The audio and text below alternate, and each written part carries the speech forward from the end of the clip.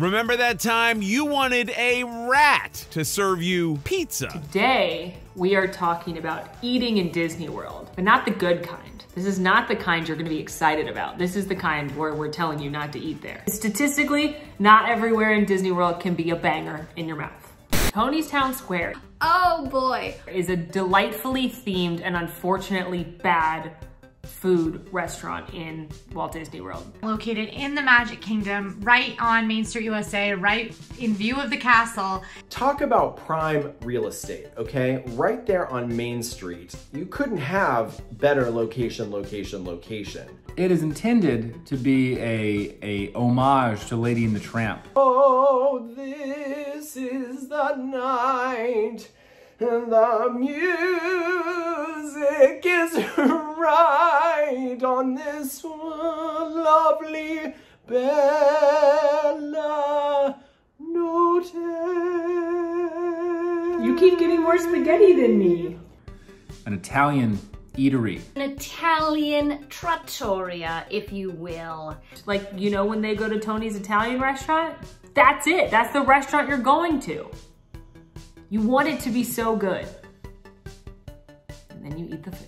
My take on the food is that I would rather not take on the food.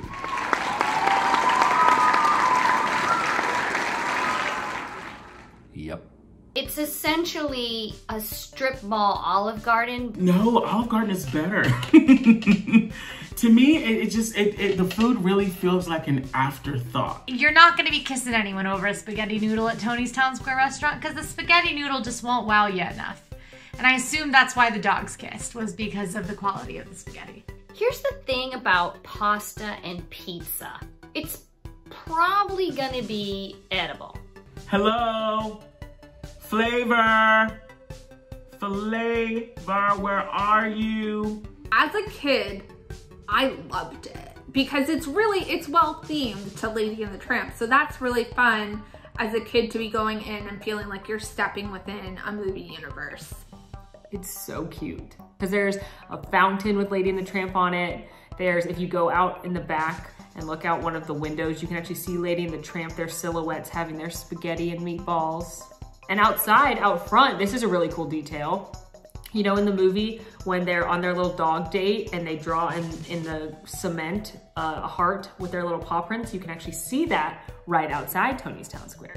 If I could change something about Tony's, it's everything. The everything is an answer? Is that something I can say? The all of it? The top to bottom? That would be the thing that would make Tony's Town Square so much better if you could bring a dog. Like, now you can't bring your dog into the rest of Magic Kingdom, but Tony's Town Square is made for you and your dog. The world will spin its magic spell when you and I are there. Oh, this is the night.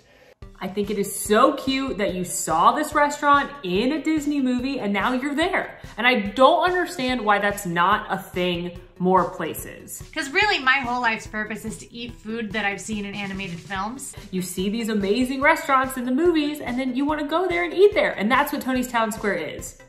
And it's also a disappointment, but theming wise, they nail it. Georgia loved it. Like, she walked out of there a happy 7-year-old full of pasta and dreams. Kids love pasta, all the pastas. If you give a child spaghetti, butter pasta, the king of child pastas, or macaroni and cheese, mac and cheese is the queen, you're gonna have a happy camper whose blood sugar is now back up, ready to go, full of carbohydrates, cheesy, fatty goodness, and probably gonna whine a lot less. So in that vein, you've won. My entree, I am trying the shrimp fettuccine Alfredo. Say hello, we wanna see you smile. Ask your boots off while we sing a tune. So Diamond Horseshoe is a restaurant that I consistently forget exists. In Frontierland, in the Magic Kingdom, serving up, you know, those saloon style, all you care to enjoy delicacies. You can be knee-deep in smoked meats and family fun. The only reason I can imagine that Diamond Horseshoe is on the worst restaurants in Disney World list is because of a little something called perspective, all right? When this restaurant opened with the Magic Kingdom in 1971, with it opened a really, really fun saloon show called the Diamond Horseshoe Revue. And I vaguely remember it like a fever dream, but if you were to tell me to describe it, I would start describing Hoop-Dee-Doo Revue to you, and you'd be like, oh, Molly, that's the Hoop-Dee-Doo. I'd be like, you know, you like swing your napkins and you play the washboards and they do the strawberry shortcake song, and you'd be like, that's Hoop-Dee-Doo, sweetie. No, I definitely went when the stage show was there because I have photos in front of the stage as like a little wee babbit. And I was with a guy in a feather boa. I have it on my Disney soundtrack CDs. Yes, I have the CDs. Yes, they're in my vehicle right now. Does that make me a nerd? Does that make me kind of geeky? Absolutely it does. I've accepted that. In 2003, they stopped the Diamond Horseshoe Jamboree and switched to something called Goofy's Country Dancin' Jamboree, and that ran till 2009. And then since 2009, there's no show at the Diamond Horseshoe. That's why young people, like Quincy, that were born after 2009, don't know how awesome this place is because they don't remember a time when there was an amazing saloon show with an incredible star named Miss Lily who wore evening gowns that would stop your heart. Because now it's rarely open. What they've been using it for recently was expansion of Liberty Tree Tavern seating. And sometimes during like the really busy seasons like Christmas, they'll serve quick service like sandwiches and stuff out of there. The food was, it was just so basic. It's kind of like if you've ever been to like a hometown buffet and you have that real basic tasting wedding barbecue food. It's pretty much that. If I were gonna like put a show up at Diamond Horseshoe, maybe like Oklahoma. What if it was kind of like the medieval times, but like a Western? Oh man, could it somehow be like Nickelodeon's Hey Dude, where we're all ranch hands, but like in a cool teenage summer camp kind of way? I went Tony from Tony's Town Square, Juba, or one of the weird aliens from Lilo and Stitch, Johnny Appleseed, Arista, one of Ariel's sisters. I would like Rolly, the fat dog from 101 Dalmatians, the Horned King from the Black Cauldron to do character dining there. This is another one that I am saying I am campaigning for a Diamond Horseshoe revival. Bring back Miss Lily. Bring back the gowns. Bring fashion back to Magic Kingdom. Bring Diamond Horseshoe back to its beautiful luster. Let's polish the diamond and put that show back on. You are my friend, aren't you, Sugar Plum? Yes, ma'am. Why, of course you are.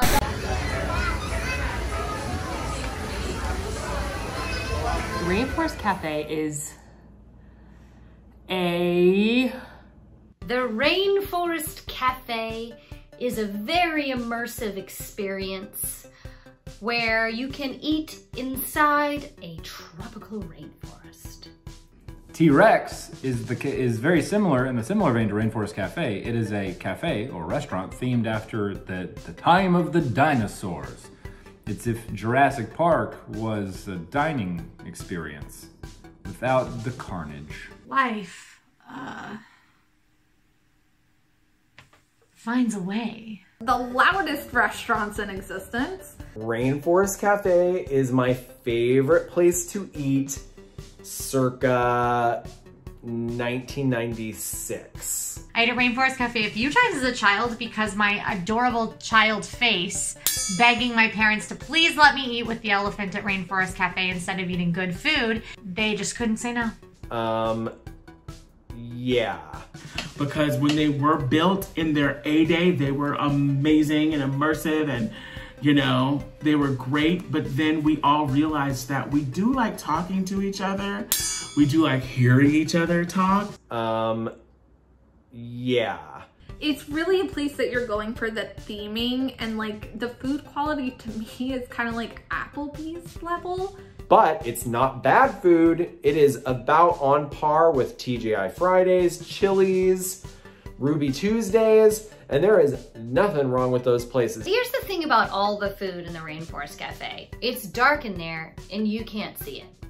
So you get what you get and you don't get upset because I don't know what this is. I can't see this. The drinks are maybe the most offensive thing at both of these restaurants though, because they are so sugary sweet. They're what a 21-year-old bachelorette party drinks. That's every single drink on the menu at these places. It is like, are you a bachelorette party? What color of the rainbow do you want your drink to be? Because that is what you're gonna get in a souvenir tumbler, and we're gonna charge you $17 for it. So the theming for me as an older adult, not an older adult, I'm like the youngest kind of adult. And the theming is excellent, I will say. The theming is spot on. I mean, the animatronics aren't like, you know, the shaman from Pandora, but you know, the elephant moves his trunk.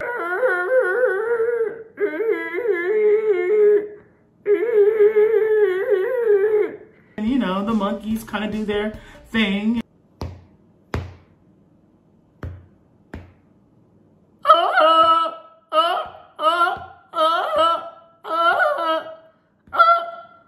And you know, you hear the roar of the lions and so I think they do a great job with the theming. I actually ate at Rainforest Cafe in Paris, and let me tell you why. As you're shaking your head and going, shame, shame, shame on you. I had, you know, dragged this child around Europe, and that kid had eaten like escargot the day before and had been in several like nice French restaurants, sitting outside facing plazas, watching us drink Aperol spritzes and do grown-up things. And you know what? I owed her one. And you know what she ordered? Butter pasta. And you know what she was? Happy. Go to Rainforest Cafe. There, if you need it. If you don't need it, forget it exists. It's not bothering you, but it's like the most fun restaurant in the world for a lot of people. So you're not gonna hear me talking smack about it. Sorry. I like it.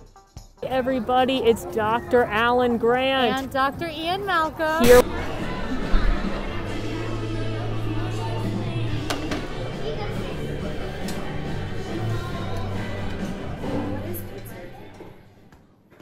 So Pizza Rizzo is a restaurant inspired by everybody's favorite Muppet rat, Rizzo. And Rizzo has gone into business for himself. We saw him, he had his little restaurant in Made in Manhattan, or you know, him and his rat friend, Made in Manhattan. Oh, good jeez. It's where Pizza Planet used to be. We should have stayed Pizza Planet. It's a pizza restaurant. If you could call it a restaurant. It's a pizza quick service area moment with tables. I guarantee the only person saying nice things about Pizza Rizzo is Breedlove, because allegedly the fake meat sub is delicious. And I can tell you that because he mentions it a lot.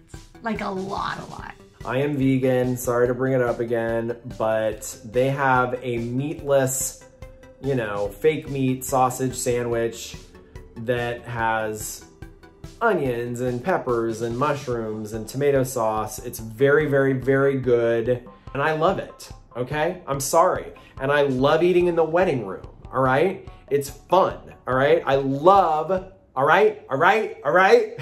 This is where I will give Pizza Rizzo props. I think that the theming is really fun. It is supposed to be kind of like a cheesy Italian restaurant. The theming is the redeeming quality of Pizza Rizzo, because I am very pro Muppet and I would like there to be more Muppets themed things in the universe. The sign out front for Pizza Rizzo, the way that the sign lights up at night, it shows as rat pizza. The wallpaper is hung upside down. okay, on purpose to be tacky. It's great. They have that lattice work up on stuff painted white. They've got fake flowers. They've got gold lame curtains. They've got it all. They've got disco music, party lights. I mean, listen, I feel bad talking so badly about these restaurants, but it's just, if the crust is a sponge, it's probably not a pizza, it's a cleaning implement. So eating there is an act of desperation. Because here's what those Disney World standard slices of pizza are good for, and that's soaking up hangriness. The food at Pizzerizzo is rough. When I say that food tasted like they got a giant can of Pillsbury biscuit dough, a giant metal can of marinara sauce, and a 50-pound bag of cheese shreds, processed cheese shreds from Costco, and just mixed it all together, baked it in the oven, took it out just before it was ready. How did you mess up pizza? Here's the thing about pasta and pizza. It's probably gonna be edible. What happened? The Muppets deserve better. Did you know that there was supposed to be a restaurant called Gonzo's Pizza Pandemonium Parlor?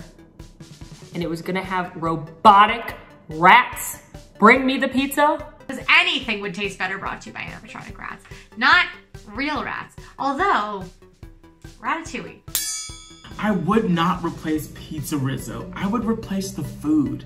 I think the theming is fun, and I think that they can even play up the theming a little bit more and have little rats in there and make it real fun and real campy. Gonzo's Pizza Pandemonium Pizza Parlor, because I want an animatronic rat to bring me food.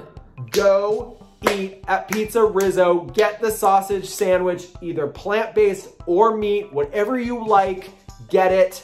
Take it upstairs and sit in the wedding room and have a fun time with your friends and family. That is my advice. Do not discount Pizzerizzo, okay? It's there for you if you need it. And if you need it, there are ways to make it actually good. What these restaurants all have in common is that they are all not known for having the best food. Favorite to eat at? I guess if I had to pick one, if I had to pick one, it would be Tony's Town Square.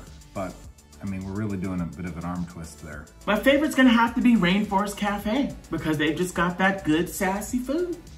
Landry's does it right to me, so I'd say out of all of them, yeah, Rainforest. Pizzerizzo. Do I need to say it again? Eat in the wedding room, listen to the disco music, see the lights, get the subs, get the cocktail or the mocktail, and get that little side salad in a creepy cup. Tell him Breedlove sent you.